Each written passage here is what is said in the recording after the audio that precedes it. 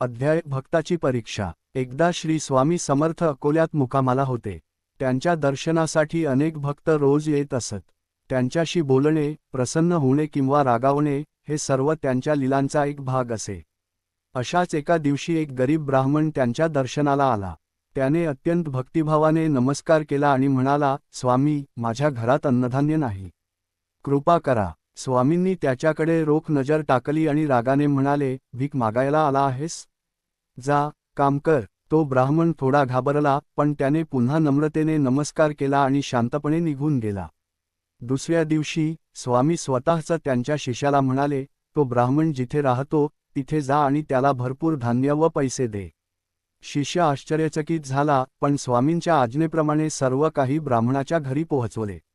ब्राह्मणाला आनंदाश्रू आले आणि त्याने स्वामींचे मनोमन आभार मानले।